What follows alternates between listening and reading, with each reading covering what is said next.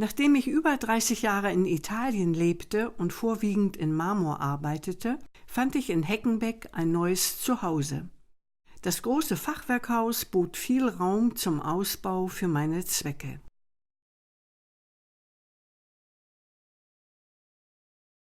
Hier im Foyer sehen Sie Arbeiten aus sehr verschiedenen Schaffensperioden.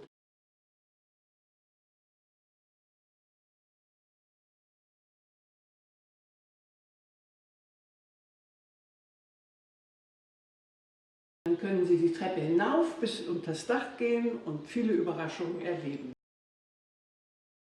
Das menschliche Porträt hat mich während meines Schaffens stets begleitet.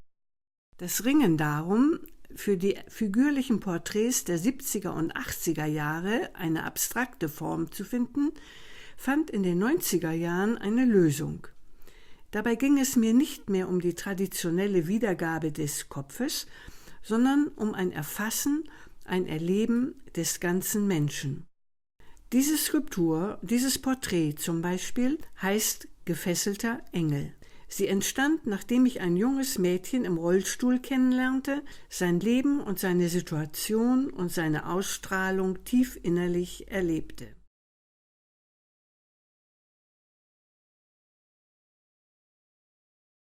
In den 90er Jahren begann ich, die lebendige Kraft des Marmors dadurch deutlich zu machen, dass ihr inneres Drängen eine geometrische Grundform, hier zum Beispiel einen Kubus, verformt und öffnet. Hintergrund dieser Arbeiten ist der Versuch, Gefühl als inneres Drängen und Verstand, die Ratio, als geometrische Form in einer Skulptur sichtbar zu vereinen.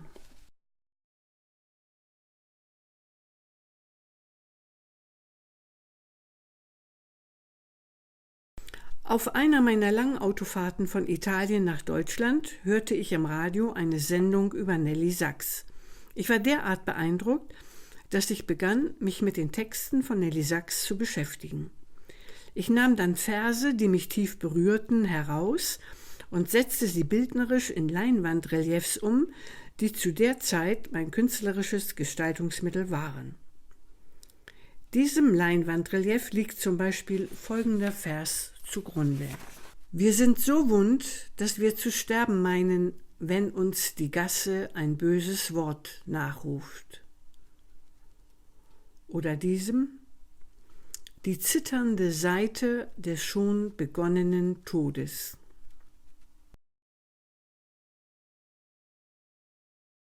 Dieses Triptychon ist die Zentralfigur einer Ausstellung zum Thema Fenster im Europaparlament in Brüssel.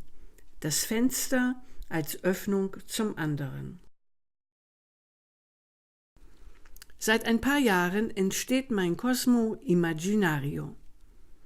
Nach mehreren Studienreisen in die Atacama-Wüste in Chile kehrte ich mit großer Leidenschaft für die Astronomie zurück. Die intensive Beschäftigung mit dem Sternenhimmel über uns ließ den Menschen zu einer Winzigkeit schrumpfen. Diese Erfahrung schlug sich auch in meiner Kunst nieder.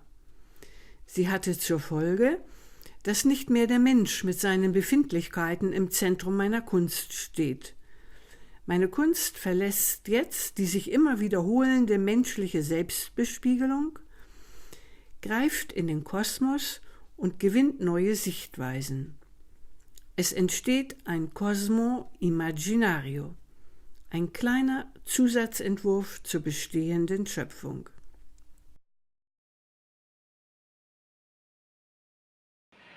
Auf diesen Bildern, den sogenannten Lebensentwürfen, entstehen durch Verdichtung der Farbe auf der Leinwand neue Wesen, ähnlich wie im Universum durch Verdichtung von Energie und Materie neue Körper entstehen.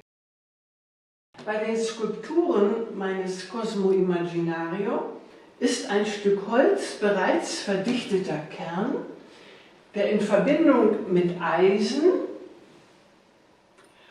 und synaptischen Schräubchen und Fäden in den Raum tastet, um Gestalt zu werden.